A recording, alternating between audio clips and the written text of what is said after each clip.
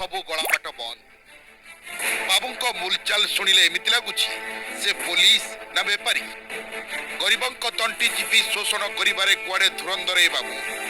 ସିଧାସଳଖ ଧମକ 5,000 ଟଙ୍କା ନଦେଲେ 10 ବର୍ଷ ଜେଲ ଖଟିବୁ। ଅଭିଯୋଗକାରୀଙ୍କ ଅଭିଯୋଗ ଏବଂ ଭାଇରାଲ ଭିଡିଓ କହୁଛି ଏ ବାବୁ ହେଉଛନ୍ତି ଭଦ୍ରକ ଜିଲ୍ଲା ଧାମନଗର ଥାନାର ଏସ୍ଆଇ ଲକ୍ଷ୍ମୀକାନ୍ତ ପଟ୍ଟନାୟକ। ଅଞ୍ଚଳବାସୀ ତାଙ୍କୁ ପଟ୍ଟନାୟକ ସାର୍ ଭାବେ ଜାଣନ୍ତି। ପ୍ରଥମେ ଭାଇରାଲ ଭିଡିଓ ଉପରେ ଥରେ ନଜର ପକାନ୍ତୁ।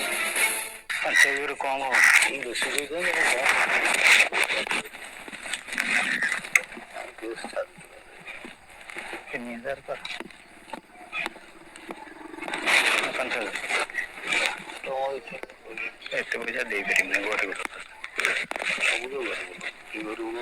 ଆମେ ଗରିବ ଲୋକ ବୋଲି ଆସିକି ଦେଖ ତମ ସୁବିଧା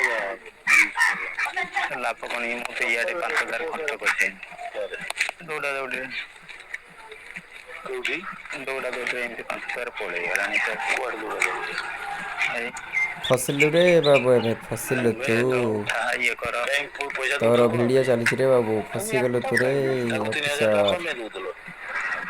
ଫୁଲ ଫସିଗଲୁ ରେ ଭାଇ, ଫସିଗଲୁ।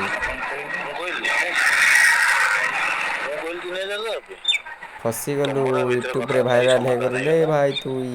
ରେ କେସ୍ ହେଇଛି ବୋଲି କେସ୍ ଟା କାହିଁକି ଉଠିଯିବ?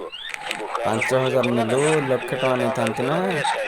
ସାଲା ଗରିବଠୁ ଲୁଟୁଛୁ, ତୋତେ ମାଡ଼ ଦରକାର ରେ ଭାଇ, ମାଡ଼ ଦରକାର, ମାଡ଼ ମାଡ଼। ଗୋଡ଼େଇ ଗୋଡ଼େଇ ପିଡ଼ି ଦେବେ, ରଖି ଯା ତୁ। ତୋର ଚାକିରି ବି ଯିବ ରେ ଭାଇ, ଚାକିରି ବି ଯିବ ଅଭିଯୋଗକାରୀ ତୋର। ଓ ପୋଲିସ ବାବୁଙ୍କ